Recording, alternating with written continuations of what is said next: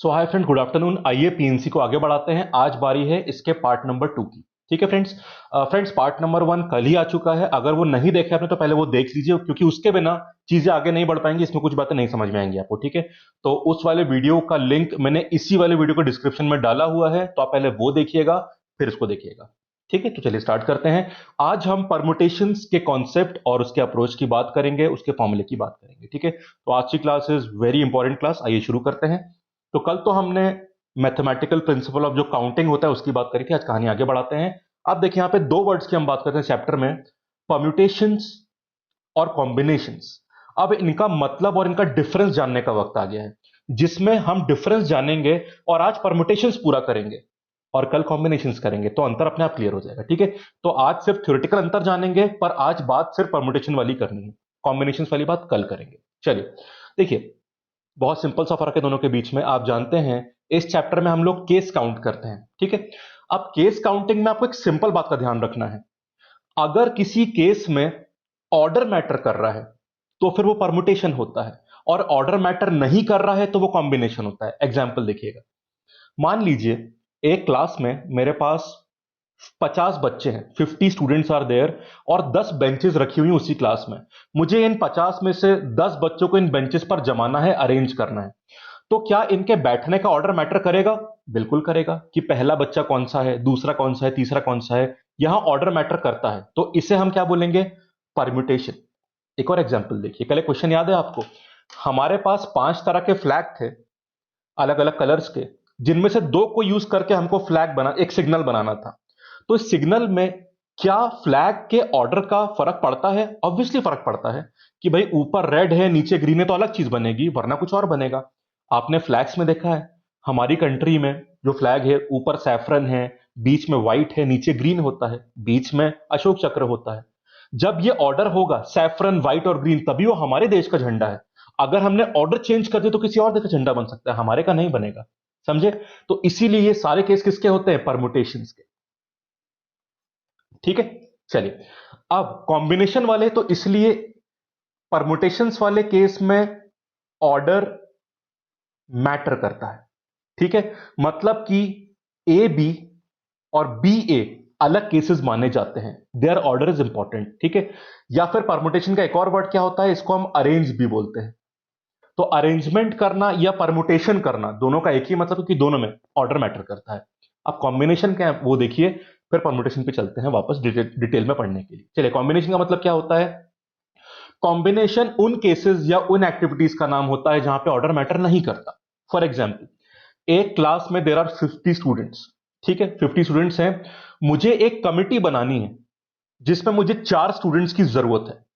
तो जब इन 50 में से मैं 4 को सेलेक्ट करूंगा तो वो कॉम्बिनेशन कहलाएगा, क्योंकि मुझे 4 लोग कमिटी बनानी है। वो 4 किस ऑर्डर में है इससे मैटर नहीं करता, बस वो 4 आ गए तो मेरी कमिटी बन गई।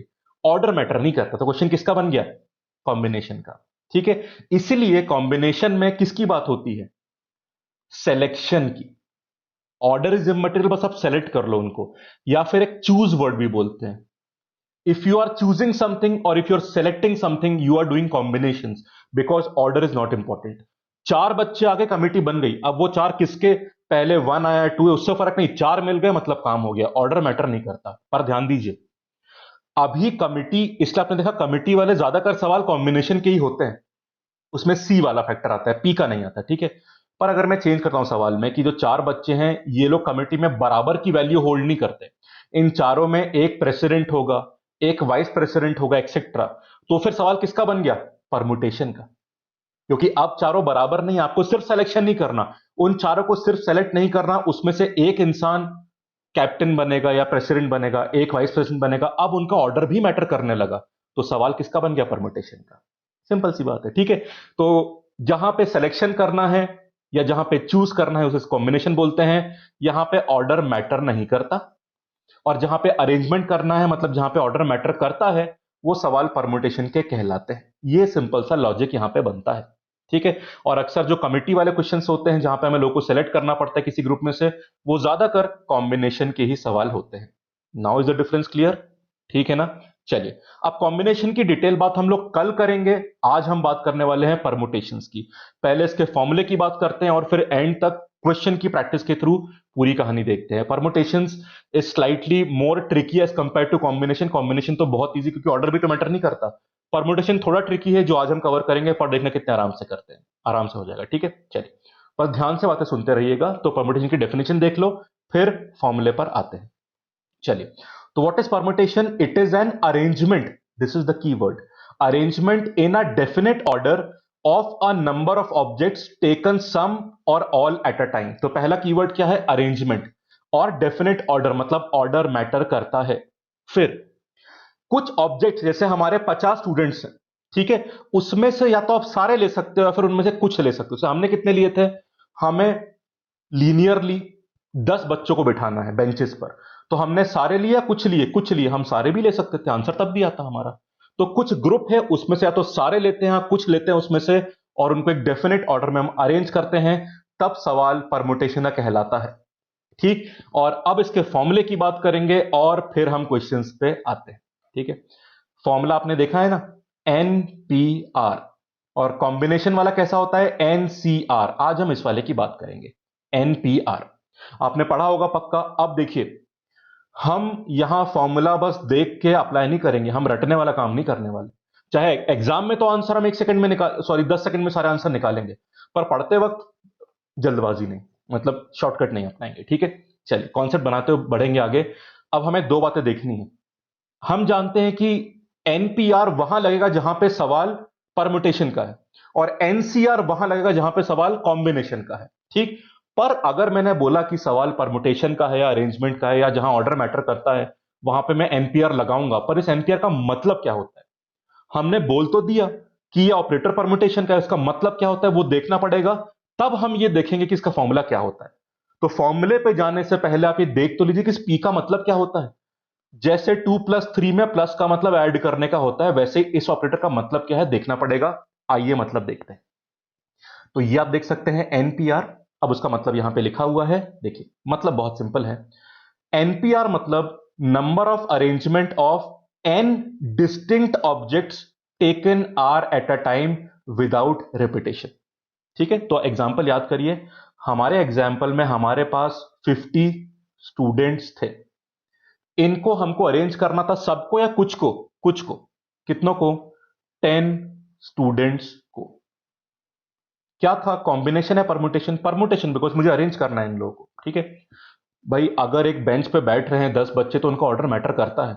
अगर किसी ने अपनी जगह इंटरचेंज करी तो ऑर्डर बदलेगा। तभी ये क्वेश्चन कॉम्बिनेशन का नहीं, परमुटेशन का है। सिंपल है बात। ठीक। अब इसी का जो आंसर होगा ना, उसी को फॉर्मूले से निकालते हैं। फॉर्मूले से आंसर क्या होगा? अब एक बात और देखिए आपने, ये जो डेफिनेशन है या जो फॉर्मूला है परमुटेशन का, उसमें देयर आर कंडीशंस। बहुत कंडीशन है यहां पे। पता है क्या है पहली कंडीशन? ये सारी एन चीजें क्या होनी चाहिए? डिस्टिंक्ट, पहली कंडीशन। दूसरी, आपने एक बार में आर लो को लिया, और आखिरी कंडीशन, रिपीटेशन नहीं चलेगा। तो ये जो आप फॉर्मूला, अब पहले इसका आंसर देख लो क्या होगा आंसर। अभी तो फॉर्मूला बताया नहीं, अभी तो फॉर्मूले के फॉर्म में आंसर दिखा रहा हूं, एक्चुअल आंसर पे अभी नहीं आया। ठीक है, टोटल 50 स्टूडेंट्स। क्वेश्चन परमुटेशन का है तो पी लिख दिया, और एक बार में 10 बच्चे लेने हैं। जो इसकी वैल्यू होगी वही हमारा आंसर बन जाएगा। ये मतलब होता है इस ऑपरेटर का। समझ गए कि number of arrangements of n distinct objects, 50 distinct students taking r at a time, taking 10 at a time without repetition. समझ गए, ये इसका मतलब होता है। अब फॉर्मूला वाइज ये कैसे खुलेगा, इसका क्या आंसर आएगा, वो आप में से कुछ लोग जानते होंगे, पर मैं तो डिराइव करूंगा इसको, तब यूज करेंगे इसको। ठीक है, वो अब देखते हैं। तो अभी आंसर नहीं आया, पर हम पी का मतलब समझ गए कि मतलब क्या होता है। ठीक है, so permutation or arrangement of n distinct objects taking r at a time without repetition. तो कंडीशन देख लो। पहली कंडीशन जो हम इनहेरेंटली फॉर्मूले में यूज कर रहे हैं वो ध्यान रहनी चाहिए। पहली कंडीशन, सारी ऑब्जेक्ट्स क्या होनी चाहिए? डिस्टिंक्ट। कोई भी सेम ऑब्जेक्ट नहीं होनी चाहिए, सारे 50 बच्चे अलग होने चाहिए। सेकंड चीज, नो रिपीटेशन। ठीक है, नो रिपीटेशन। अब एक प्रॉब्लम है। प्रॉब्लम पता है क्या है? प्रॉब्लम ये है कि आप ये बोलोगे कि चलो ठीक भाई, इसका आंसर तो निकाल लेंगे हम लोग, अभी मैं बताऊंगा कैसे निकालना है। पर क्वेश्चन वाला तो हम पे डिपेंड नहीं करता ना। अगर क्वेश्चन में डिस्टिंक्ट नहीं रहा, कोई चीज सेम हो गई, या क्वेश्चन में रिपीटेशन रिपीटेशन, सॉरी स्पेलिंग में ई आएगा, रिपीटेशन। क्वेश्चन में रिपीट ना कराए जरूरी है क्या? हो सकता है रिपीट करवा दे। तो हमें तो हर कंडीशन के लिए तैयार होना पड़ेगा ना, और हम होंगे भी।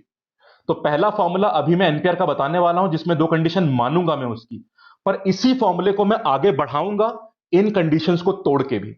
कौन सी तोड़ के? मैं इस फॉर्मूले को उस केस में भी आपको निकाल के बताऊंगा जब चीजें डिस्टिंक्ट ना हो, और रिपीटेशन वाले केस में भी आंसर बताऊंगा, आप निश्चिंत रहना। पर पहले विद दी कंडीशंस हम करते हैं, ठीक है? फिर आगे भी बढ़ेंगे, तो चिंता मत करना। कंडीशन क्लियरली बोली है, काम चलाओ काम नहीं करूंगा। जो कंडीशन बोली है उनको हटा के भी बताऊंगा, क्योंकि क्वेश्चन दोनों तरह से आ सकता है। बिल्कुल सही सोच रहे हैं, और हम दोनों केस में करेंगे, ठीक है? चले, but first with the conditions let us solve the question. Let us find कि एनपीआर, जिसकी हमने पूरी कहानी पढ़ ली, ये आखिरकार होता क्या है, फॉर्मूला क्या है इसका। चलो निकाल लेते हैं, बड़ा सिंपल तरीका देख लो। हमारे पास एन डिस्टिंक्ट ऑब्जेक्ट्स हैं, ठीक है? एन डिस्टिंक्ट ऑब्जेक्ट्स, इनको हमें जमाना है, इनमें से अरेंजमेंट करना है सबका। पर एक बार में सारी नहीं लेनी। कितनी लेनी है? एक बार में आर लेनी है, ठीक है? एक बार में आर लेनी है। तो एक काम करते हैं, एक, दो, तीन, हम तो वही काम भाई, हमने बेसिक काउंटिंग प्रिंसिपल सीखा है, हम सारे फॉर्मूले उसी से निकाल पाएंगे, तो हमें वैसे ही करना पड़ेगा। एक, दो, तीन, चार, इस तरह। अब आर की वैल्यू तो पता नहीं, तो मान लेते कि हमने आर बताया, देयर आर आर प्लेसेस, ठीक है? तो बेसिकली हमने आर बेंचेस बना दी। इन आर बेंचेस में इन एन बच्चों को बिठा देंगे। एक बार में सारे नहीं बैठेंगे, एक बार में आर बैठेंगे। और आप जानते हैं कि आर क्या होना चाहिए? या तो एन के बराबर है, उससे छोटा होना चाहिए। अब आर एन से बड़ा तो हो नहीं सकता, बच्चों से कम या उसके बराबर ही तो बिठाओगे ना। चलो शुरू करते हैं। अब अपने काउंटिंग प्रिंसिपल पे जो हमने कल पढ़ा था उस पर चले जाओ, वहीं से आंसर आएगा। पूरे पीएनसी का बेस वही है। आइए शुरू करते हैं। तो पहली प्लेस में कितने बच्चे आ सकते हैं? एक बच्चा आएगा, पर वो उन एन में से कोई भी हो सकता है। तो there are n cases for the first place. Can you do repetition or not? You can not. तो ये जो एक बच्चा बिठा दिया आपने, इसको दोबारा कहीं नहीं बिठा सकते, तो अगली प्लेस के लिए एक इंसान कम हो जाएगा। याद है ना, ऐसे कल कर रहे थे। तो अगले में एन माइनस वन आ गया, अगले में फिर एन माइनस टू आ जाएगा, फिर एन माइनस थ्री आ जाएगा, फिर एन माइनस फोर आ जाएगा। इस तरह से चलता रहेगा। अब प्रॉब्लम है कि हमारे पास number of places exactly r है, पर आर की वैल्यू नहीं पता हमको। तो पता है प्रॉब्लम क्या होगी? कि जो आर्थ प्लेस है वही आखिरी प्लेस है। उधर क्या आएगा वो हमको अगर पता चल जाए तो काम बन जाएगा। बड़े आराम से निकालते हैं, देखो क्या आएगा। इतना हम जानते हैं कि हर जगह पे एन से कुछ माइनस हो रहा है, तो आर्थ वाली प्लेस का जो लास्ट टर्म मल्टीप्लाई होगा उसमें भी कुछ माइनस ही करना पड़ेगा। वो क्या है, आराम से निकाल लेते हैं। तो पहले तो यहां पे एन से कुछ माइनस होगा। अब देख लो आप, पहली जगह में आपने एन से क्या माइनस किया? जीरो माइनस किया। दूसरी जगह में आपने एन से वन माइनस किया, तीसरी में दो माइनस किया, चौथी में तीन माइनस किया, पांचवी में चार माइनस किया, टेंथ वाली में नाइन माइनस करोगे, मतलब एक कम चीज आप माइनस करते हो। तो आर्थ वाली प्लेस में क्या माइनस करोगे? आर या r minus one? R minus one. ये आपका आखिरी टर्म बन गया। बन गया। अब इसको अलग करके लिख लेते हैं एक बार। तो क्या बना आपका? ये फॉर्मूला किसका निकाल रहे हो आप ये फॉर्मूला एनपीआर का ही तो निकाल रहे हो। उसी का तो काम है पूरा, कि टोटल एन लोग हैं, उसमें से आपको आर लोग को अरेंज करना है। तो क्या आंसर आया? N into n minus one into n minus two into n minus three. और ये कहानी मल्टीप्लाई होते होते होते कहां तक पहुंच गई? एन माइनस, ब्रैकेट खोल लूं तो माइनस वन प्लस वन बन जाएगा, n minus r plus one तक पहुंच गई। यही एनपीआर होता है, यही आंसर आ चुका है हमारा, ठीक है? तो बिल्कुल हमने वही मेथड सॉल्व किया, पर ये आंसर आ गया। पर ये आंसर उस फॉर्म में तो नहीं है जो आपने याद किया था, पर आंसर है तो यही, क्योंकि आपने काउंटिंग प्रिंसिपल से आंसर निकाल लिया। बिल्कुल। देखो, थोड़ा मॉडिफाई करना है, आंसर तो आ चुका है, बिल्कुल सही आ चुका है, बट थोड़ा मॉडिफाई करते हैं ताकि याद करने में आसानी हो जाए, ठीक? देखो प्रॉब्लम ये है, हम अक्सर पीएनसी में फैक्टोरियल के फॉर्म में चीजें याद करते हैं। तो अगर इस फॉर्मूले को, जो कि बिल्कुल सही निकल चुका है, अगर हम फैक्टोरियल फॉर्म में ट्रांसफॉर्म कर पाते हैं तो हमारा आंसर आ जाएगा। अब फैक्टोरियल फॉर्म में ट्रांसफॉर्म करना इतना मुश्किल भी नहीं है। देखो फैक्टोरियल फॉर्म क्या होती है, थोड़ी तो मिल ही रही है आपको। What is factorial? What is ten factorial?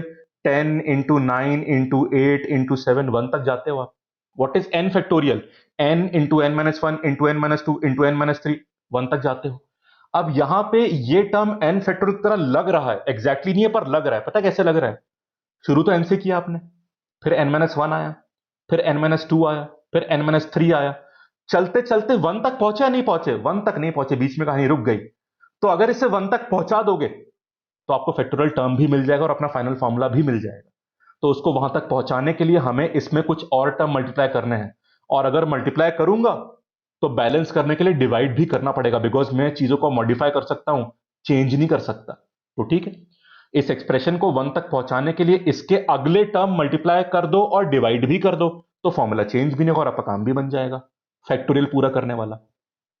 अगला टर्म क्या आने वाला है, मल्टीप्लाई कर रहा हूं n minus r plus one के बाद अब अगला नंबर के लिए एक और माइनस कर दो, तो n minus r plus one में आप 1 माइनस करोगे तो आपको n माइनस आर मिल जाएगा। उसके बाद n minus r minus one आ जाएगा, करते करते करते 3 आएगा, 2 आएगा और फिर 1 आ जाएगा। अब जो चीज आपने मल्टीप्लाई, भाई देखो आप फॉर्मूले को मल्टी चेंज नहीं कर सकते, तो जो ऊपर मल्टीप्लाई करा है वो नीचे भी मल्टीप्लाई करना पड़ेगा। मॉडिफिकेशंस बैलेंस तरीके से होने चाहिए ताकि कुछ चेंज ना हो। तो ये जो कहानी आपने ऊपर मल्टीप्लाई करी, इसको डिवाइड भी करना पड़ेगा, तो डिवाइड कर देते हैं। यहां से मल्टीप्लाई करना शुरू किया ना, तो यहां से डिवाइड भी कर देते हैं, n minus r minus one, और होते होते 3 आएगा, 2 आएगा, फिर आखिरी में 1 आ जाएगा। समझ गए बात? चलिए, सो अब एक सेकेंड दीजिएगा, ये क्या हुआ? हाँ ठीक है, तो ये आखिरी में 1 भी आ गया। This is the last thing. अब आपको फैक्टोरियल फॉर्म मिल चुकी है। देखो एनपीआर निकाल रहे थे ना, ये रहा एनपीआर। ऊपर जो लिखा हुआ है, क्या लिखा है? एन फैक्टोरियल मिल गया आपको, अगर आपने ध्यान दिया हो तो। N into n minus one into n minus two करते करते करते करते 1 तक पहुंचे, नहीं पहुंचे? पहुंच गए। यही तो होता है एन फैक्टोरियल। डिवाइड, नीचे फैक्टोरियल है या नहीं किसी चीज का? बिल्कुल है। पहला टर्म n माइनस आर है, उसके बाद उससे एक नंबर कम है, फिर उससे एक नंबर कम है, फिर उससे एक नंबर कम है, और 1 तक पहुंचे या नहीं पहुंचे? 3 2 1। तो नीचे भी फैक्टोरियल है, किसका है? n का या n माइनस आर का? शुरू n माइनस आर से हो रहा है तो उसी का फैक्टोरियल नीचे भी है। And this is your formula. आप में से कई लोग को यह फॉर्मूला याद होगा, याद है, पर यह आता इस तरह से है। जो हमारा काउंटिंग प्रिंसिपल जो हमने कल लगाया था उसी को लगाया, पर एन और आर के फॉर्म में लगाया, थोड़ा मॉडिफाई किया और फैक्टोरियल फॉर्म में आपको आंसर आ गया। अब रटने की जरूरत नहीं पड़ेगी, बिकॉज अप्रोच आपके सामने। This is the formula. अभी जो मिला आपको n factorial upon n minus r factorial, क्या इंडिकेट कर रहा है, किस चीज को निकाल रहा है ये? अगर आपके पास एन डिस्टिंक्ट ऑब्जेक्ट्स हैं जिनको आपको अरेंज करना है एक बार में आर को लेके, सबको नहीं, सिर्फ आर को ले रहे हो और रिपीटिशन नहीं कर सकते आप, तो आपका ये आंसर आ जाता है। As simple as that. ठीक है, तो ये जो फॉर्मूले की मैं बात कर रहा था एनपीआर, इसकी वैल्यू आपकी आ चुकी, कितनी आ चुकी है? NPR is equal to n factorial upon n minus r factorial. ठीक है, अब एक थोड़ा सैंपल क्वेश्चन कर लें फिर आगे चलते हैं। ये रहा सवाल, बड़ा सिंपल सा, सुनिए। How many 3 digit numbers can be formed? 3 digit का नंबर बनाना है। अब ये सारे सवाल आप अपने कल के काउंटिंग मेथड से भी कर सकते हैं, पर अब इन सवालों को परमुटेशन से करके दिखाऊंगा। कुछ सवाल इसमें कल वाले भी रिपीट करें ताकि आप कंपेयर कर पाए। ठीक है, चलो। इससे पता है मैं क्या बोलता हूं, हमें पता है कई बार क्या लगता है कि काउंटिंग अप्रोच अलग होती है, फॉर्मूला अप्रोच अलग होती है। ये फॉर्मूला जो निकाला, कैसे निकाला? काउंटिंग अप्रोच से ही तो निकाला है ना, इसलिए कुछ नहीं, एक ही चीज है। चाहे काउंटिंग से यूज कर लो जो कल किया था, या फिर फॉर्मूले से कर लो जो आज करेंगे। अंतर कुछ नहीं, कॉन्सेप्चुअली सब एक चीज होती है। इसलिए अब उस डाउट में मत रहना, सब एक है। आइए, तो हाउ मेनी 3, अब सवाल करेंगे और धीरे धीरे कंडीशन भी डिस्क्लोज करेंगे। जो मैंने 2 कंडीशन लगाए थे ना, उसको खोलेंगे अब। चलो पहले सवाल कर लो। How many 3 digit numbers can be formed using the numbers 1 to 9 if repetition is not allowed? तो आपको 3 डिजिट का नंबर बनाना है। आप डिजिट इस्तेमाल कौन से कर सकते हैं? 1 से लेके 9 तक, मतलब 1 2 3 4 5 6 7 8 9। ठीक है, और एक बार में रिपीटेशन तो कर नहीं सकते आप। ठीक, अब 1 से 9 तक लेके जितने भी नंबर है, क्या वो अलग हैं? बिल्कुल। 1 2 से अलग है, 2 3 से अलग है, एंड सो ऑन। आपके पास टोटल 9 चीजें हैं या 9 डिजिट्स हैं। अब एक बात बताओ, डिजिट जो बनाता हूं मैं, वो किसका केस है? परम्यूटेशन का, कॉम्बिनेशन का? मतलब ऑर्डर मैटर करता है, नहीं करता? 914 या 941, ये दो नंबर सेम है, अलग है? अलग है।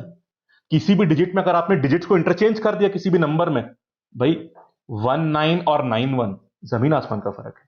तो इसलिए क्वेश्चन किसका बन रहा है? सी का या पी का? पी का, परमुटेशन का। 9 ऑब्जेक्ट जो कि डिस्टिंक्ट है, पी।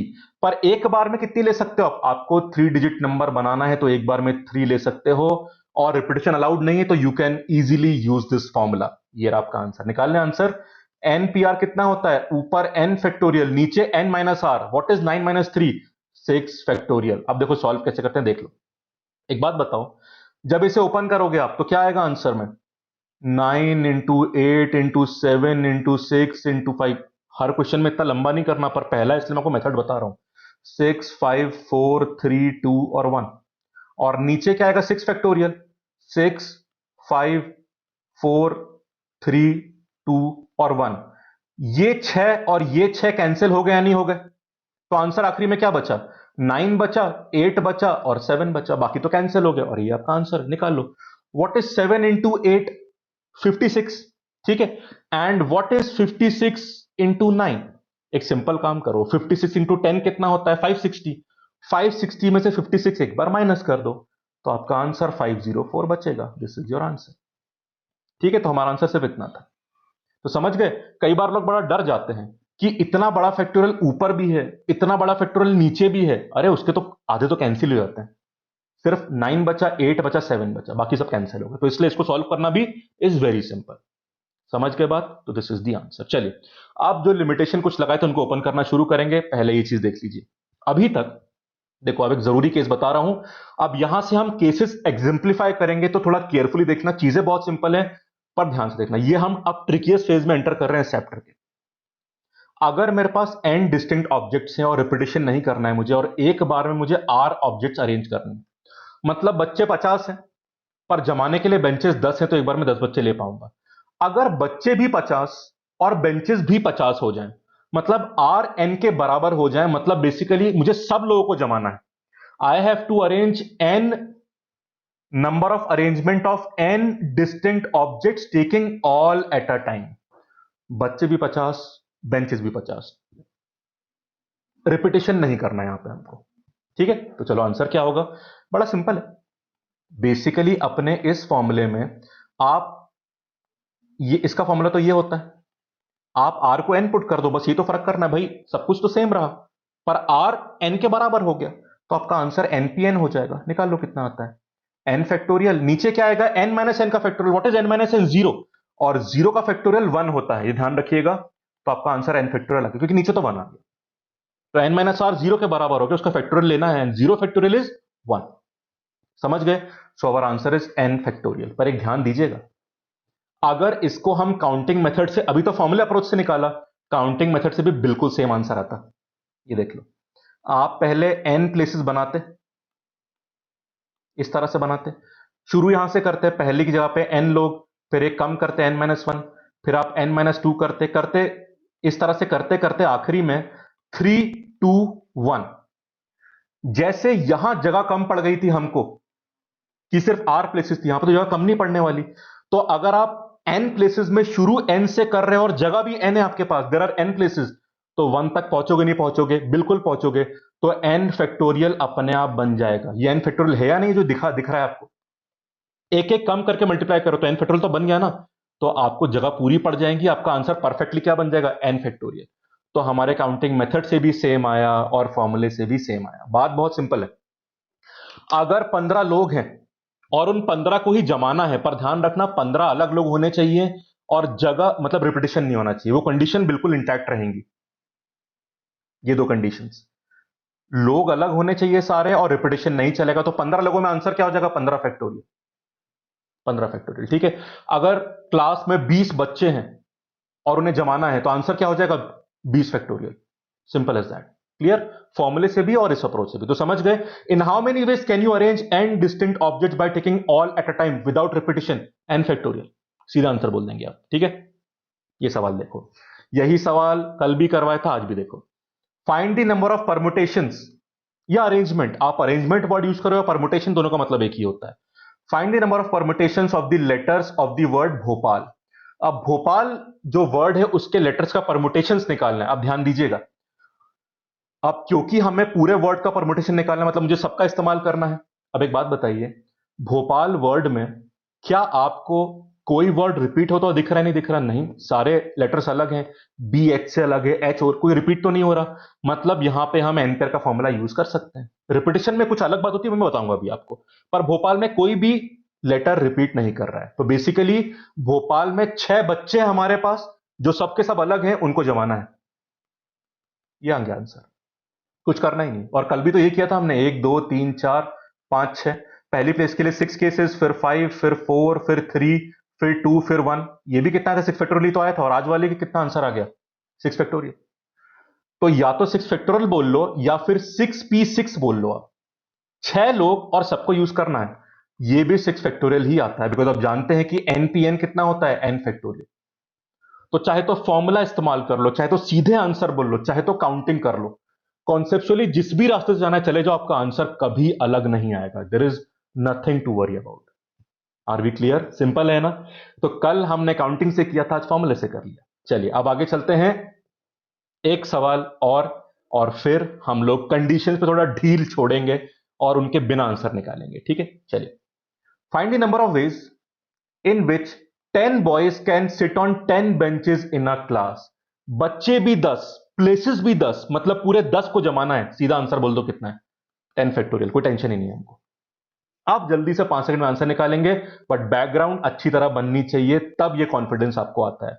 वरना मैथमेटिक्स में सबसे कंफ्यूजिंग चैप्टर अगर हो सकता है तो वो ये वाला है। इतना कंफ्यूजन इसमें होता है अगर कॉन्सेप्ट में थोड़ी भी गड़बड़ क्यों ना हो, इसलिए इसको पढ़ना बहुत ध्यान से पड़ता है। समझ गए? चलो अब हम धीरे धीरे कंडीशन तोड़ेंगे। वी हैड अप्लाइड 2 कंडीशंस, मैं आपको अलग से लिख रहा हूं। पहली कंडीशन क्या थी कि ऑब्जेक्ट सारी क्या होनी चाहिए, डिस्टिंक्ट। और दूसरी क्या थी कि भाई आप रिपीटिशन नहीं करोगे। अब हम डिस्टिंक्ट होने चाहिए और रिपीटिशन नहीं चलेगा। अब धीरे धीरे इन कंडीशंस को ब्रेक करके नया आंसर निकालेंगे। आइए शुरू करते हैं। तो पहली चीज, हम अब थोड़ा रिपीटिशन अलाउ करते हैं और फिर देखते हैं आंसर क्या होगा। ध्यान से पढ़िएगा।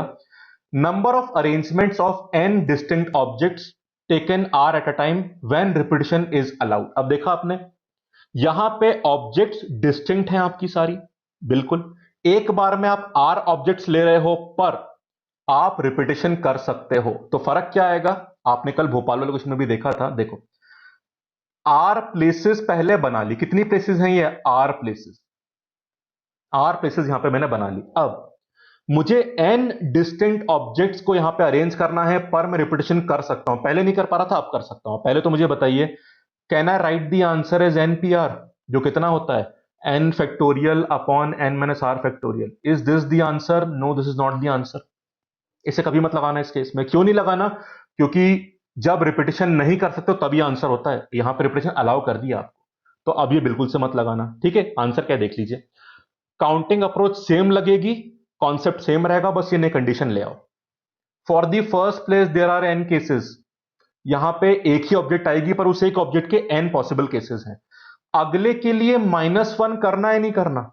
मतलब जिस एक ऑब्जेक्ट को आपने यहां रख दिया, क्या उसे बाकी जगह भी यूज कर सकते हैं? बिल्कुल कर सकते हैं, क्योंकि रिपीटिशन की परमिशन है। तो अगले वाले में n-1 लिखूं या n लिखूं? n। अगले वाले में भी n, कुछ माइनस नहीं करना आपको, n n हर जगह आएगा। कितनी बार n आया? r बार, because there are r places. तो n की पावर r हो गई। This is your answer. कितना सिंपल है देखिए। इसलिए मैं कहता हूं कॉन्सेप्ट स्ट्रांग हो तो पीएनसी बड़े आराम से और इंटरेस्टिंग तरीके से हो जाता है। देख लीजिए।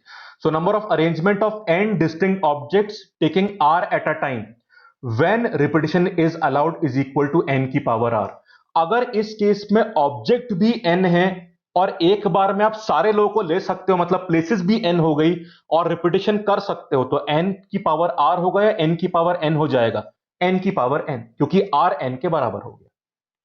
पर ये उसके मतलब इस वाले केस के लिए जो मैंने आपको बताया उसकी बात कर रहा था। ठीक है, तो कंफ्यूज मत करना, जो लिखा है उसका आंसर ये वाला है। Now are we clear? चलिए, तो आप देख रहे हैं हम कितने नए केसेस देख चुके हैं, पर कॉन्सेप्ट सब में एक ही लगा रहे हैं। चलो आगे चलते हैं, इसी क्वेश्चन में देख लेते हैं। सो find the number of words which can be formed using letters of the word Bhopal. अब भोपाल से जब आप बिना रिपीटिशन के वर्ड बनाते हो तो परमुटेशन वाले का आंसर क्या आता है? 6 फैक्टोरियल। पर जब इस परमुटेशन में ये 6 फैक्टोरियल कैसे आया आपका? क्योंकि आपने रिपीटिशन अलाउ नहीं किया, पिछले केस का आंसर। पर इस परमुटेशन में जब रिपीटिशन अलाउ करते हो आप, तो आपको 6 इंटू 5 इंटू 4 इंटू 3 वो सब नहीं करना पड़ता। हर जगह पे इन 6 में से कोई भी आ सकता है। बी भी आ सकता है, एच भी आ सकता है, ओ भी आ सकता है, पी भी आ सकता है, कुछ भी आ सकता है। तो हर जगह में 6 6 मल्टीप्लाई कितनी बार होगा?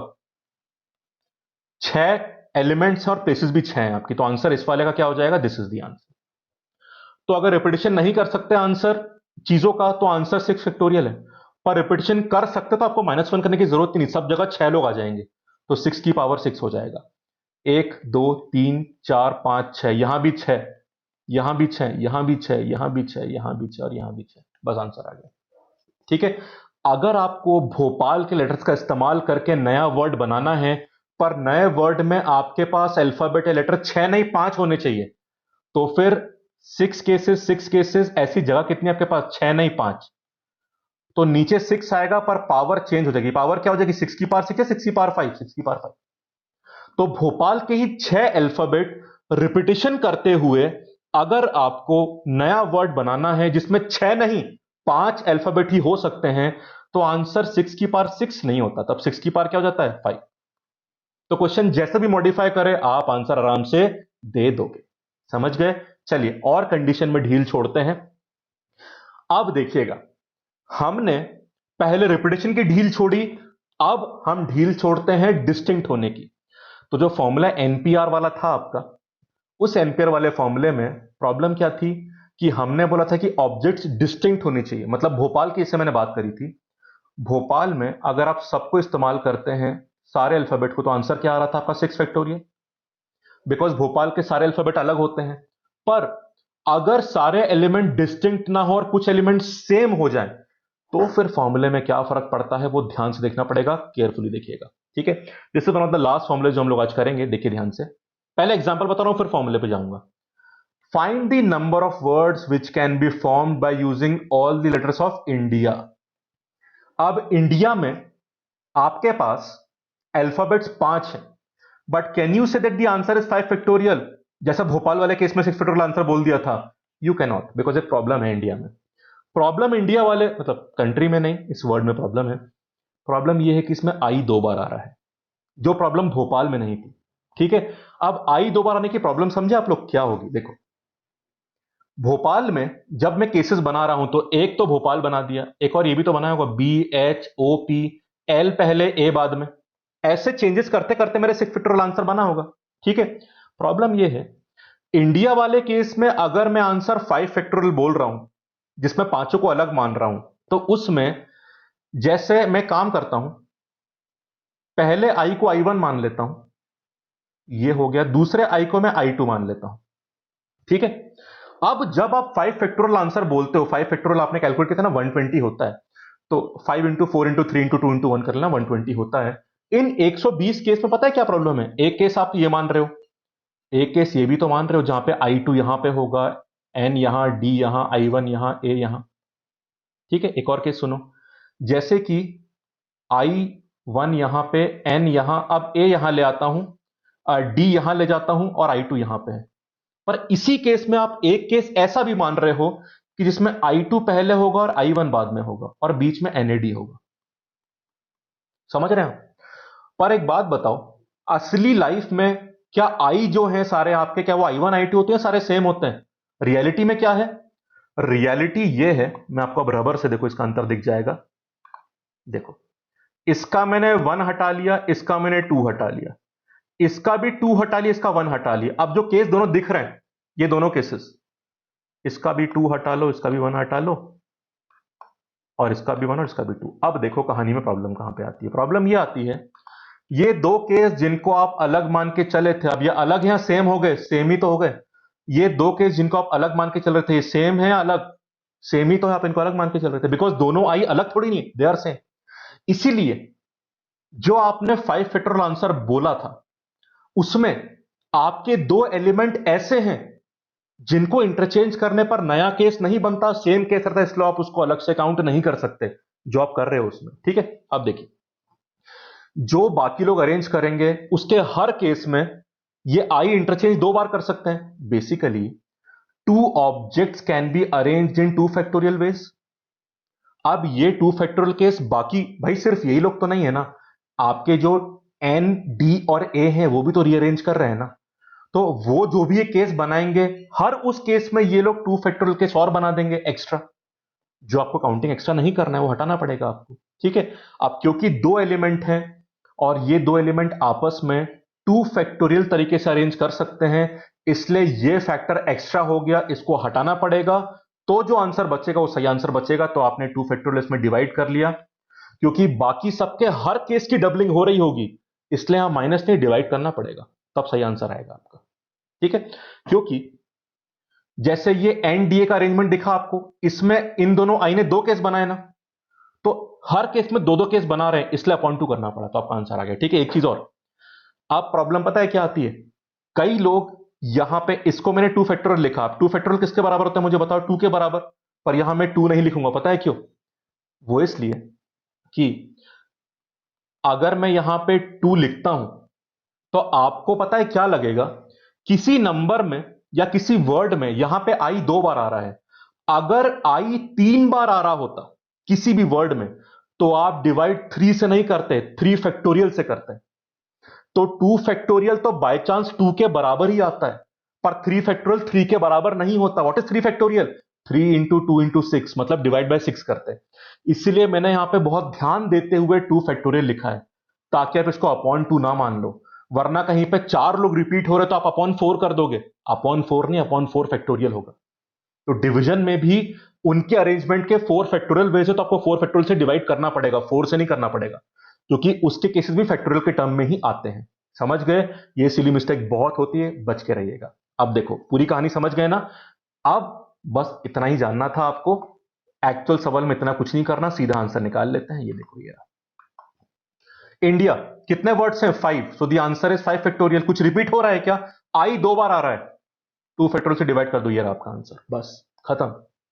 सॉल्व कर दे, 5 इंटू 4 इंटू 3 इंटू 2 इंटू 1, और नीचे 2 है, 2 इंटू 1 कैंसिल कर दो, ये रहा आपका answer. 5 into 4 is 20 and 20 into 3 is 60 is your answer. बस इतना ही करना है आपको। ठीक है, अब देखो कितने आराम से चीजें आती हैं। अब इस क्वेश्चन के थ्रू ना, इस एक्सप्लेनेशन से आपको फॉर्मूला भी क्लियर हो गया, और बहुत important formula, the most important formula यहां पे मिला हमको। क्या है देख लीजिए, number of arrangement of n objects where r objects are of same type and the rest are distinct। तो आंसर क्या हो जाएगा, ये रही n ऑब्जेक्ट्स जिसमें से r सेम टाइप की, तो डिवाइड किससे कर दोगे आप? r फैक्टोरियल से। ये आपका आंसर आ गया, बाकी सब अलग है। ठीक है, अगर सेम वाले सिर्फ एक तरह के नहीं, बाकी भी है, मतलब कि p लोग एक तरह के हैं, q लोग एक तरह के हैं, r लोग एक तरह के हैं, तो इस फॉर्मूले को आप एक्सटेंड भी कर सकते हो बिल्कुल उस अप्रोच से, कोई टेंशन की बात नहीं है। ये पढ़ो, आ रही है बात समझ? देखो, देखा आपने, स्टेप वाइज पढ़ोगे तो कितने आराम से कहानी बनती है। देखना कितने आराम से क्वेश्चन करेंगे हम लोग। Number of arrangements of n objects where, अब सेम वाली कैटेगरी थोड़ी और है, फॉर्मूला सेम रहेगा। पी ऑब्जेक्ट्स एक तरह की हैं, सेम टाइप की हैं, क्यू ऑब्जेक्ट्स सेम तरह की हैं, यहां पे टाइप लिख लेना, आर ऑब्जेक्ट्स भी सेम तरह की हैं, और बाकी सब अलग हैं। तो हाउ मेनी अरेंजमेंट्स या परमुटेशंस आर पॉसिबल? ऊपर क्या आएगा? एन फैक्टोरियल, क्योंकि टोटल ऑब्जेक्ट तो एन है आपके पास, जो सेम केसेस बन रहे हैं उनके फैक्टोरियल से डिवाइड कर दो, आपका आंसर आ जाएगा। तो p factorial into q factorial into r factorial, ये लीजिए आपका आंसर आ गया, बस कुछ नहीं करना आपको। तो जो भी सेम का पेयर बन रहा है उसे डिवाइड कर दो फैक्टोरियल लगा के, आपकी अप्रोच बिल्कुल सेम हो गई। तो देखा आपने, हमने एनपीआर निकाला था, पर उसमें हमने रिपीटेशन भी नहीं किया और डिस्टिंक्ट भी माना। रिपीटेशन की कंडीशन हटाने पर, मतलब रिपीटेशन अलाउ करने पर क्या आता है देखा था आपने एन की पावर आर वाले में, और डिस्टिंक्ट वाली कंडीशन हटाने पर, मतलब जब कुछ लोग सेम तरह के हो सकते हैं, तो फॉर्मूले में चेंज क्या आता है वो भी आपने देख लिया। अब आप हर सवाल कितने आराम से सॉल्व कर पाओगे, मैं आपको अब दिखाता हूं। ठीक है, अब बस 3-4 सवाल करने हैं, और अब हम बिल्कुल कॉन्फिडेंस से परमुटेशन लगाते हैं। यहां पे देखना कितना आराम से होगा। फॉर्मूला सीखने वाला काम खत्म, क्वेश्चंस पे आइए। चलो, मेरा फेवरेट वर्ड। ठीक है, भोपाल की बहुत कर लिया आपने परमुटेशंस, अब थोड़े खतरनाक रेपुटेशन वाले वर्ड उठाते हैं, जिसमें मेरा ही नहीं काफी टीचर्स का फेवरेट वर्ड होता है, ये मिसिसिपी। ठीक है, so find the number of permutations of the letter of the words Mississippi. अब समस्या यह है कि फॉर्मूला तो पता है, पर इसमें रिपीटेशन बहुत हो रहा है। किसका देख लीजिए, मिसिसिपी में एम तो रिपीट नहीं हो रहा, सॉरी, आई कितनी बार आ रहा है मिसिसिपी में? आई आ रहा है 4 बार, है ना। एस कितनी बार आ रहा है? एस भी 4 बार आ रहा है। और पी कितनी बार आ रहा है? पी आ रहा है 2 बार। बाकी और कुछ रिपीट नहीं कर रहा है। These are the repetition cases. अब पहले तो ये देख लो टोटल वर्ड्स, तो टोटल अल्फाबेट कितने हैं आपके। तो कितने हैं? 4, 8, 11। तो ऊपर हमें टोटल नंबर ऑफ परमुटेशंस इस क्वेश्चन में ध्यान रखो। अगर मैं बोलूं find the total number of arrangements तो भी क्वेश्चन सेम है, तो परमुटेशन बोलो अरेंजमेंट बोलो मतलब सेम होता है। ठीक। देर आर 11 अल्फाबेट्स या लेटर्स, तो ऊपर क्या आएगा? 11 फैक्टोरियल। क्या यहां खत्म कर दें? खत्म कर देते अगर अल्फाबेट सारे डिस्टिंक्ट होते, पर वो नहीं है, तो हमें कंपनसेट करने के लिए डिवाइड करना पड़ेगा जो भी सेम पेयर्स हैं। आई 4 बार तो डिवाइड करो 4 फैक्टोरियल से, एस 4 बार तो डिवाइड करो 4 फैक्टोरियल से, पी 2 बार तो डिवाइड करो 2 फैक्टोरियल से। ये आपका आंसर आ गया। बस ऐसे क्वेश्चंस जो एग्जाम में ज्यादातर आते हैं, उन क्वेश्चंस में ज्यादातर केसेस में आंसर फैक्टोरियल फॉर्म में दिया होता है। भाई देखो लॉजिक बहुत सिंपल है, फैक्टोरियल छोटा है तो वो आपको सॉल्व करा के आंसर पूछेगा। जैसे किसी क्वेश्चन का आंसर 6 फैक्टोरियल है तो आंसर 720 बोल सकता है। पर अगर बड़े फैक्टोरियल टर्म है तो कई बार आंसर फैक्टोरियल फॉर्म में भी होता है, ज्यादातर ऐसा ही होता है। अगर सॉल्व है तो कर देना, आपको तो पता ही ना कैंसिल हो जाता है फैक्टोरियल खोलने पर, तो कैंसिल करके सॉल्व कर देना, वो चक्कर नहीं। ठीक है, पर मेनली आंसर ऐसे ही होता है, तो मैं इस पार्ट पे ध्यान दूंगा। आंसर भी हर बार ऐसे होता है, अगर नहीं है तो सॉल्व कर लेना। कैंसिलेशन में कई क्वेश्चन में करवा चुका तो आप मैनेज कर लेंगे। समझे क्वेश्चन कितना सिंपल है? आइए आगे चलते हैं। ये सवाल अब मैं एक्चुअल परमुटेशन वाले क्वेश्चन करा रहा हूं, जिसमें लॉजिक भी ध्यान रखना पड़ेगा। सिर्फ फॉर्मूला ड्रिवन क्वेश्चन नहीं है ये 3-4, इसमें थोड़े लॉजिक भी होंगे, ध्यान रखिएगा। How many numbers can be formed between 100 and 1000? ये कुछ क्वेश्चन मैंने एनसीईआरटी बेस से भी लिए हैं एंड बहुत बढ़िया क्वेश्चन है उस किताब में, तो उससे विद सम चेंजेस मैं लाया हूं, बट क्वेश्चंस कुछ वहां से लिए हैं ताकि कॉन्सेप्ट क्लियर रहे आपको। तो देख लीजिए, how many numbers can be formed between 100 and 1000 using these digits? इनको इस्तेमाल करके आपको नंबर बनाना है। आपका नंबर 100 से 1000 के बीच में होना चाहिए। ठीक है, रिपीटिशन अलाउड नहीं है आपको। अब ध्यान दीजिए, 100 से 1000 के बीच में बनाना है, मतलब ना तो 100 चाहिए ना 1000 चाहिए। 100 से बड़ा कौन होता है? 101। 1000 से छोटा कौन होता है? एक नंबर छोटा, 999। अब इनमें से नंबर बनना है तो पहले तो मुझे बता दो कि नंबर कितने डिजिट का बनेगा? 3 डिजिट। भाई दिख गया ना साफ साफ, इनके बीच में डिजिट 3 ही तो रहना है आपके, तो 3 डिजिट का नंबर है। अब देख लो अगली बात, ये जो आपको दिए हैं सारे नंबर्स या डिजिट्स जिनको यूज करना है, 0, 2, 5, 6, 8, 9, इनमें से कुछ भी सेम है क्या? क्या कुछ रिपीट हो रहा है? नहीं हो रहा।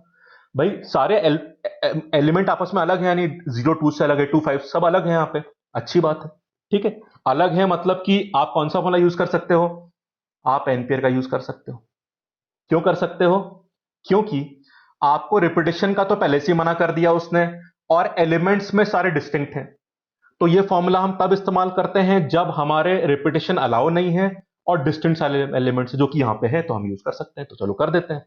आप देखिए कहानी यहां पे, आपके पास एलिमेंट्स कितने हैं? 6 हैं। देख लो, गिन लो कितने नंबर्स हैं। 6 नंबर्स।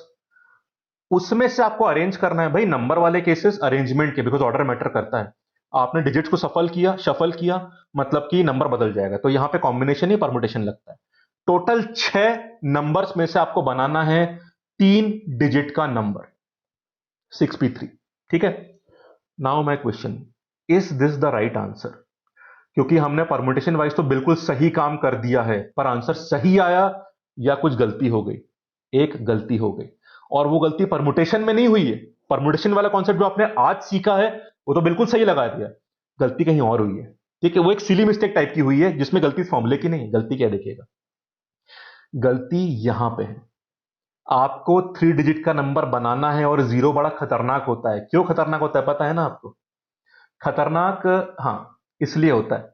ये देखो, आपने जब 6p3 बोला तो आपने इन 6 लोगों को इन 3 जगह पे जमा दिया। मतलब कुछ केस ऐसे भी होंगे जहां पे जीरो इधर आता होगा, पर क्या वो नंबर 3 डिजिट का बनेगा? इनके बीच में रहेगा? नहीं रहेगा। तो वो काउंटिंग एक्स्ट्रा कर लिया आपने। फॉर एग्जाम्पल एक नंबर देखिएगा 025, गिनाया आपने इस फॉर्मूले में, पर क्या ये नंबर इन दोनों के बीच में है क्या? No, it is not a 3 digit number. इसलिए कल का क्वेश्चन याद है आपको? लास्ट क्वेश्चन कल का, आप 100 प्लेस पे जीरो नहीं रख सकते, बाकी जगह जीरो आ सकता है। जैसे कि आपका नंबर 205 हो सकता है, वो इनके बीच में है, 3 डिजिट का है, पर जीरो पहले नहीं आ सकता। अब वो आपको माइनस करना पड़ेगा, बाकी सब सही है। तो गलती समझे कि ये आंसर क्यों नहीं है? बस अब बड़ा सिंपल तरीका है। देखो, जब भी आप सॉल्व करते हो तो पूरा केस शुरुआत से काउंट मत करो। जिन केसेस में प्रॉब्लम है उनको हटा दो, बची हुई चीज आंसर बन जाएगी अपने आप आपका। ठीक है, तो एक काम करते हैं, जिन जिन केसेस में भी जीरो शुरुआत में आ रहा था उन केसेस का नंबर निकाल के माइनस कर देते हैं, तो बचेगा जो उसमें जीरो तो कभी स्टार्टिंग में आना नहीं है, अपने आप सही आंसर आ जाएगा। इसीलिए जिस भी नंबर में जीरो शुरुआत में आ रहा था वो हमारे प्रॉब्लम केसेस जो काउंट हो चुके हैं, सिर्फ इनको हटा लो, बचा हुआ सही आंसर बनेगा बड़े आराम से। अब देख लो, एक जगह तो गई आपकी, छोड़ दो इसको। ठीक, बाकी दो जगह में कितने लोगों को जमाना है आपको? 5 को, तो 5। सी या पी? पी भाई, नंबर ही तो बन रहा है ना, तो परमुटेशन वाला केस होगा। और प्लेसेस कितनी है आपकी? 2, क्योंकि यहां पे तो जीरो फिक्स कर दिया हमने, क्योंकि वही केस तो हटा रहे हैं जहां पे जीरो शुरुआत में। 2, बस ये आंसर आ गया आपका। बढ़िया। तो जीरो को यहां पे फिक्स करके प्रॉब्लमेटिक केसेस मान मान लिए। यहां पे 5 क्यों लिया, 6 क्यों नहीं लिया? क्योंकि जीरो तो हमने पहले फिक्स कर दिया। और यहां पे 3 का 2 क्यों लिया? क्योंकि थर्ड प्लेस में ये जगह तो ब्लॉक होगी जीरो से, 2 बची बस आपके पास। ये रहा आंसर, जल्दी से निकाल लें। क्या होगा 6p3? 6 फैक्टोरियल, नीचे क्या होगा 6 माइनस 3 मतलब 3 फैक्टोरियल, माइनस ऊपर यहां 5 फैक्टोरियल, नीचे व्हाट इज 5 माइनस 2? 3 फैक्टोरियल। ठीक है, 3 फैक्टोरियल नीचे कॉमन ले लो, what is 3 factorial? 3 into 2 into 1 मतलब 6। ऊपर देख लो, 6 फैक्टोरियल 720 होता है हम जानते हैं, और 5 फैक्टोरियल 120 होता है, हमने कल पढ़ा था। What is 720 minus 120? 600। What is 600 by 6? 100 is your answer. तो सिंपल लॉजिक से आपने आंसर निकाला। तो देखा आपने, कल मैं यही बोल रहा था कि सिर्फ काउंटिंग अप्रोच और परमुटेशन फॉर्मूला जानने से कुछ नहीं होता, कॉमन सेंस और लॉजिक आपको हर समय लगाना पड़ेगा। तो आपने सही केस बना लिया, पहले तीनों की बात कर ली, फिर जीरो फिक्स करके दो वाले केस हटा लिए, तो आपने अपना केस पूरा कर दिया। अगर आपकी लॉजिकल सीक्वेंसिंग केस फॉर्मेशन की सही है तो आपका आंसर हर बार सही आएगा। तो लॉजिक या कॉमन सेंस, जो कि बड़ा इंटरेस्टिंग चीजें लगाना, वो सही रहेगा तो फॉर्मूले हर बार सपोर्ट करेंगे। इसलिए पीएनसी में अकेले फॉर्मूले के भरोसे कुछ नहीं आता, क्योंकि अकेले तो ये गलत आंसर है। इसलिए formula, strong concept and the logic, ये कॉम्बिनेशन करके आपका आंसर आराम से आ जाएगा। Are we clear? एक दो सवाल और करेंगे, 2-3 सवाल और हैं बस, फिर कहानी खत्म। चलो, there are 5 blue balls, 3 black balls, 4 yellow balls. In how many ways can we arrange all these balls? तो 5 बॉल एक तरह की हैं, ब्लू वाली, 3 बॉल्स एक तरह की हैं, ब्लैक वाली, और 4 बॉल्स एक तरह की हैं, येलो वाली। टोटल बॉल्स कितनी पहले काउंट करो, 12 बॉल्स, 5 प्लस 3 प्लस 4। तो हमें अरेंज करना है, तो ऊपर क्या आ गया? 12 फैक्टोरियल। क्या सब अलग है, कुछ रिपीटेशन हो रहा है? रिपीटेशन हो रहा है, तो फैक्टोरियल फॉर्म से डिवाइड करके आपको उसके लिए कॉम्पनसेट करना पड़ेगा। ब्लू बॉल्स 5 एक तरह की, तो डिवाइड किससे कर दिया आपने? 5 फैक्टोरियल। ब्लैक बॉल 3 एक तरह की, तो डिवाइड किससे कर दिया आपने? 3 फैक्टोरियल।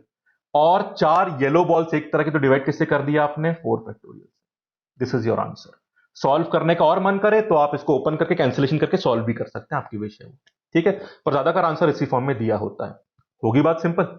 चलो, this is the last question for the day and a very important question. ये एक टफर रेंज वाला क्वेश्चन माना जाता है, पर हम जानते हैं कितना आसानी से कर लेंगे इसको। ठीक है, मेरी बात मानिए, पीएनसी में कुछ भी मुश्किल नहीं होता।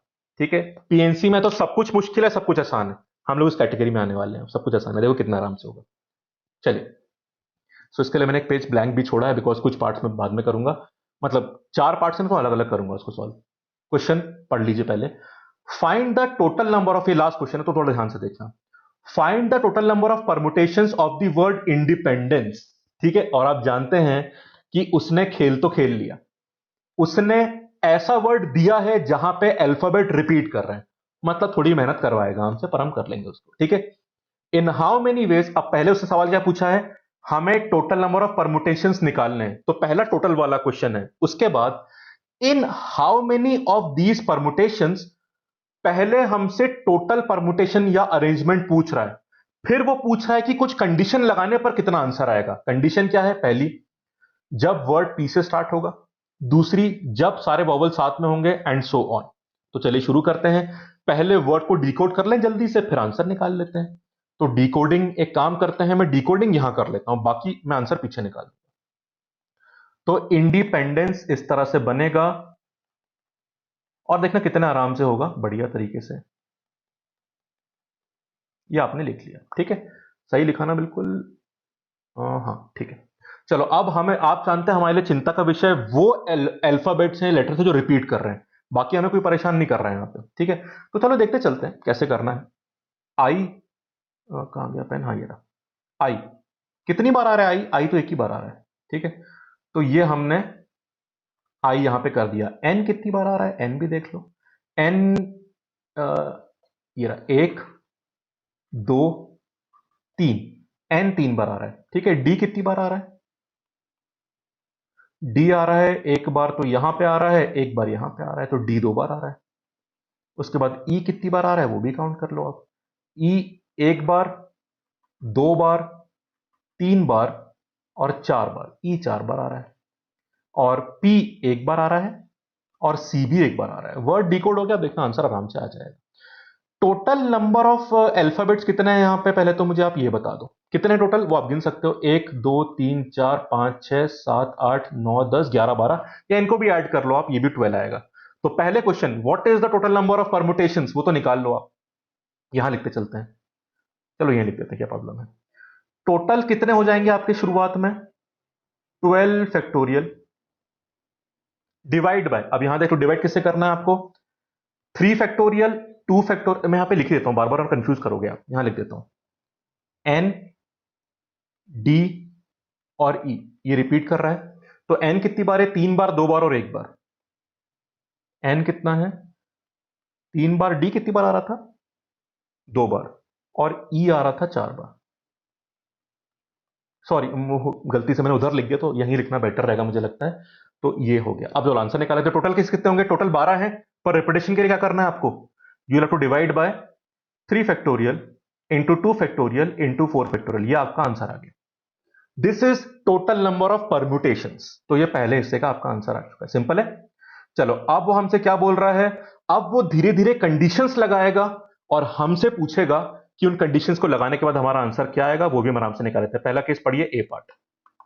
चलिए, word should start with P, P से शुरू होना चाहिए। तो देखो, आप यहां पे 12 बना लो, आपने यहां पे 12 गैप्स बना लिए, 1 2 3 इस तरह से 12 बना लिए, ठीक है। यहां पे किसे फिक्स कर दिया आपने, यहां पे पी फिक्स हो गया। अब आप पी को अलग अलग केसेस में नहीं मान सकते हो, तो पी पे फिक्स हो गया, पहले यहां पे फिक्स हो गया, ठीक है। अब आपको सिर्फ, आप पी को चेंज तो कर नहीं सकते, आपको बाकी लोगों को अरेंज करना है, कर लो अरेंज। एक आंसर बता रहा हूं। अब आपको 12 अरेंजमेंट करना है, 11 अरेंजमेंट्स, 11 अरेंजमेंट्स, 11 फैक्टोरियल। बिकॉज आपने पहली प्लेस पे तो पी को फिक्स कर दिया, उसको आप चेंज नहीं कर सकते। तो आप 11 प्लेसेस बची और 11 लेटर्स बचे, तो ऊपर आ गया 11 फैक्टोरियल। क्या कुछ रिपीट कर रहा है, ऑब्वियसली ये लोग तो रिपीट कर ही रहे ना अभी भी। आपने फर्स्ट प्लेस फिक्स करी, उसमें तो पी है ही नहीं, तो ये एन, डी और ई तो रिपीट करते रहेंगे, तो उनका कॉम्पनसेशन देना पड़ेगा आपको, कॉम्पनसेशन कर दो। 3 फैक्टोरियल, 2 फैक्टोरियल, 4 फैक्टोरियल, आ गया आंसर, ठीक है। एक बात देखा आपने, अगर हमें लेटर ई से शुरू करना होता तो हम लिखते 11 फैक्टोरियल, पर नीचे क्या लिखते, 3 फैक्टोरियल, 2 फैक्टोरियल, और यहां क्या 4 फैक्टोरियल है, 3 फैक्टोरियल, 3 फैक्टोरियल, क्योंकि एक तो उठा के वहां रख दिया आपने। पर क्योंकि रिपीटेशन वालों में पी था ही नहीं, तो हमने टेंशन लिया ही नहीं यहां पे। तो ए पार्ट का आंसर आ गया, देखो कितना आराम से आ रहा है, लॉजिकली कोई टेंशन की बात नहीं। बी का देख लो, हमें इनमें से वो केसेस निकालने हैं टोटल में से जहां पे सारे वॉवल्स साथ में हैं।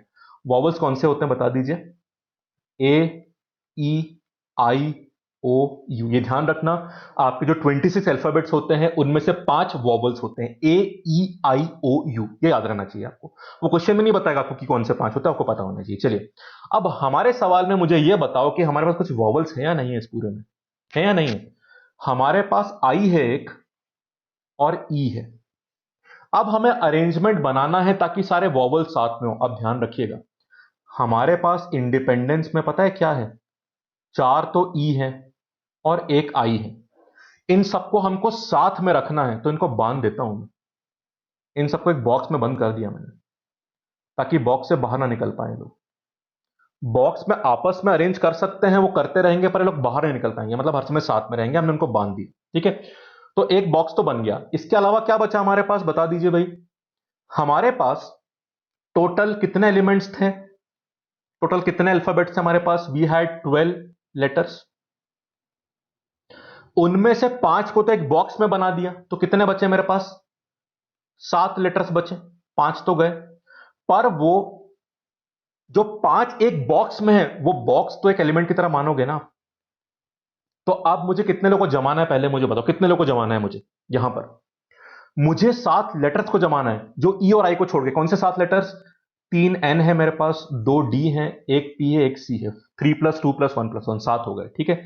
और एक बॉक्स, इस बॉक्स में सारे वॉवल एक साथ हैं जो कंडीशन थी हमारी।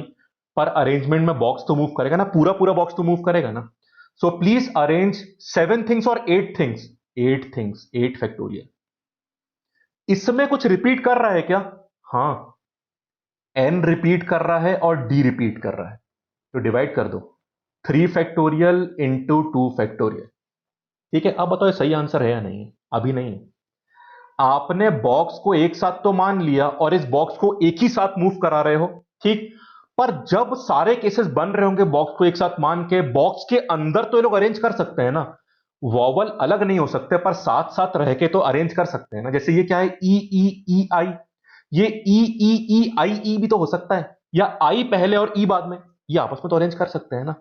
तो इनके जो आपस के अरेंजमेंट है, तो ये जो केसेस बन रहे हैं ना हमारे, जब जब इनमें से सारे केस बन रहे होंगे, हर उस केस में बॉक्स के अंदर भी अरेंजमेंट चल रहा होगा, तो उनको भी हमको मल्टीप्लाई करना पड़ेगा। वो कर लो जो अंदर वाले हैं। बड़ा सिंपल। कितने लोग हैं अंदर? 5। 5 फैक्टोरियल। इसमें से कोई सेम है क्या? हाँ, 4 ई सेम तरह के हैं, तो आपको डिवाइड करना पड़ेगा 4 फैक्टोरियल से। This is your answer. What is your answer इस वाले पार्ट का, बी पार्ट का? ये रहा answer. 8 factorial upon 3 factorial into 2 factorial, multiply कैसे कर दिया आपने? 5 फैक्टोरियल अपॉन 4 फैक्टोरियल। सॉल्व करके आंसर निकाल लें। समझ गए? और देखो लॉजिकल बात भी सही है। इधर इसकी वैल्यू कितनी है बता दो आप मुझे।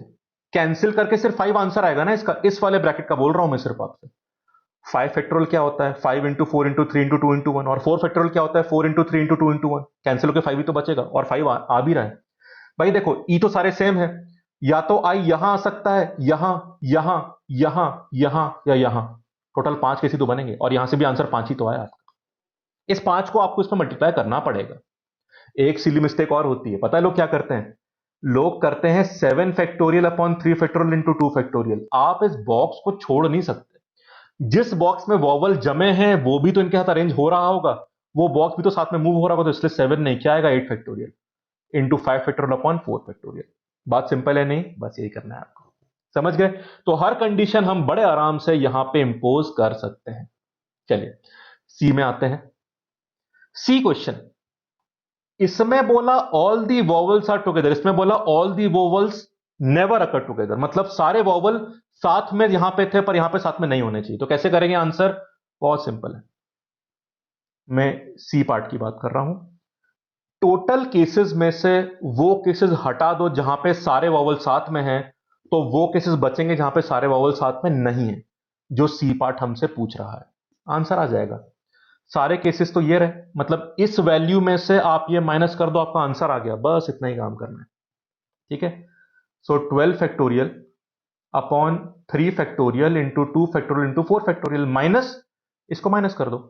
8 factorial upon 3 factorial into 2 factorial और इंटू 5 फैक्टोरियल अपॉन 4 फैक्टोरियल। बस। आपको फैक्टोरियल दिख रहे हैं पर ये आप जानते हैं कि फैक्टोरियल्स को ओपन करने पर ज्यादातर तो कैंसिल हो जाते हैं, काफी कम चीजें बचती हैं मल्टीप्लाई करने के लिए। तो आप आंसर पूरा भी निकाल सकते हैं, पर अक्सर आंसर इसी फॉर्म में होता है, तो आप आंसर ऐसे लिख सकते हैं। तो देखा आपने, सारे वॉवल साथ में नहीं रखने हैं तो टोटल में से वो केस माइनस करो जब वो साथ में थे, तो बच्चे में अपने आप साथ में नहीं होंगे। ठीक है। इस केस का एक मॉडिफाइड केस भी बनता है जो हम लोग एक या दो क्लास बाद डिस्कस करेंगे। ठीक है। कुछ लोग के दिमाग में शायद आ गया होगा, पर वो थोड़ा एडवांस केस है, वो मैं बाद में कवर करवाऊंगा। अभी इतना ही काफी है। ठीक है। चलिए, वो केस पता है क्या है? सुन लो बस, सॉल्व अभी नहीं करेंगे। वो केस ये है कि ये उसका आंसर है कि सारे वॉवल साथ में नहीं है, पर कुछ तो साथ में यहां पर भी हो सकते हैं कि दो साथ में हो गए बाकी साथ में नहीं है। पर एक क्वेश्चन पता है, ये भी बनता है क्वेश्चन जहां पे एक पेयर भी नहीं होना चाहिए, मतलब किसी वॉवल के पड़ोस में वॉवल नहीं होना चाहिए। यहां पे दो साथ में हो सकते हैं, तीन साथ में हो सकते हैं, पर सारे साथ में नहीं होने चाहिए। ये उसी का आंसर है। पर वो केस जहां पे एक भी किसी दूसरे के साथ ना हो, पेयर भी ना बने, उसका आंसर एक दूसरे केस में आता है जो मैं बाद में डिस्कस करूंगा। ठीक है। उससे कंफ्यूज अभी मत करना। ठीक है। चलो आगे चलते हैं। Last question. तो मजा आ रहा है नहीं आ रहा? कंडीशन ध्यान में रखो, क्वेश्चन आराम से सॉल्व हो जाता है। चलो, अब ऐसे कितने वर्ड होंगे जो शुरू आई से होते हैं और खत्म किससे होते हैं? पी से होते हैं। चलो कर देते हैं। आई से शुरू करना मतलब पहली जगह पे आई आ गया, बीच में आपके ये सब लोग हैं। और खत्म पी से करना मतलब आखिरी जगह पे कौन आ गया, पी आ गया। तो पहली और आखिरी जगह तो फिक्स कर दिया आपने। आप अरेंजमेंट बीच में कर सकते हो। बीच में जगह कितनी बची आपके पास, 10 प्लेसेस, 10 प्लेसेस।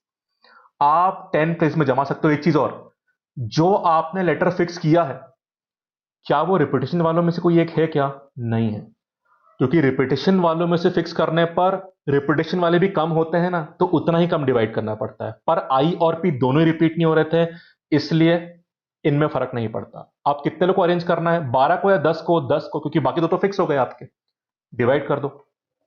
बचे हुए 10 में कुछ रिपीट कर रहे हैं, हाँ तीनों वैसे ही रिपीट कर रहे हैं, इनमें कोई कमी नहीं हुई। कमी होती तो हम कम डिवाइड करते, पर हमने कमी हुई नहीं, तो डिवाइड करना पड़ेगा, क्योंकि 10 में रिपीट करेंगे ना ये लोग, एन भी, डी भी और ई भी। डिवाइड कर दो। 3 factorial, 2 factorial, 4 factorial, this is your answer.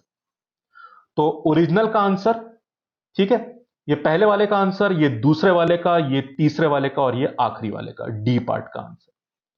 पर आप समझ गए, अगर कॉन्सेप्ट क्लियर है तो वो कितना भी मॉडिफाई करे, हम फंसने नहीं वाले, आराम से आंसर निकाल देंगे।